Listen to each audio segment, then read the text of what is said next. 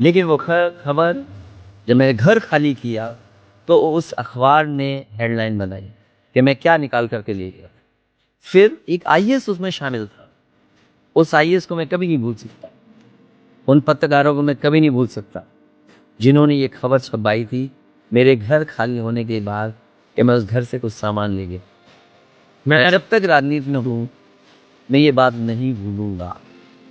और जिन्होंने इस तरह का काम किया, ऊपर वाला सजा दे, भगवान सजा दे, और फिर समय बदलता है तो सजा अपने आप मिलती है। मैंने एक स्टेटमेंट अखिलेश जी का सुना था कि जिन लोगों ने मुझे लेकर कहा कि टूटी वाली उनसे मैं चिल्ला उठता हूँ, ये भी आप, लेकिन आपने मौज काटी हो, आपने भी तो सर मौज काटी। मैंने नहीं मौज नहीं काटी मैंने। अब मैंने इसीलिए आप ही तो चढ़ाते ना चिलम वाले बाबा। नहीं, मैंने इसलिए कहा कि जैसा करोगे वैसा भरोगे। अगर गड्ढा हमारे लिए खोदोगे तो गड्ढे में आप भी गिरोगे। मैं ये जानना चाहता हूँ वो आईएएस कौन था। मैं भी मुख्यमंत्री रहा हूँ। वो आईएएस कौन था जिसके उनके कहने से सभी पत्रकार पहुंचे थे। 8:30 बजे कभी पत्रकार सो के उठते। मुझे याद है कि मैं टीवी से मैं खबर पढ़ा था मेरे। मैं 8:30 बजे भी पत्रकार सो के उठता है।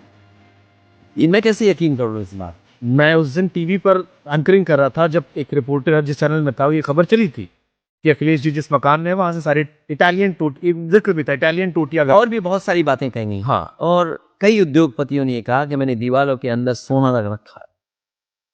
एक आगरा का उद्योगपति है, उसने विदेश में जाकर के एक जगह कहा था कि मैंने दीवारें जो खोदी हैं दीवारों के अंदर मैंने सोना छुपाया हुआ था। उस उद्योगपति का भी मुझे नाम याद है। मैं जानता हूं वो कौन है उद्योगपति। ऐसे बहुत सारे पत्रकार हैं। ये पत्रकार आपके भी मित्र हैं, हमारे भी मित्र हैं। आज आपके मित्र हैं, कल मेरे मित्र होंगे।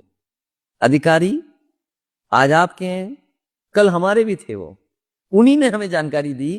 एक आईएएस ने एक आईएएस की जानकारी दी कि ये आईएएस था जिसने पत्रकारों को कहा ये न्यूज चलवाइए।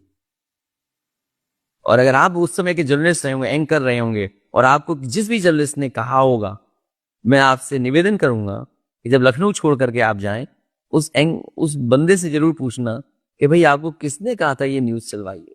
इस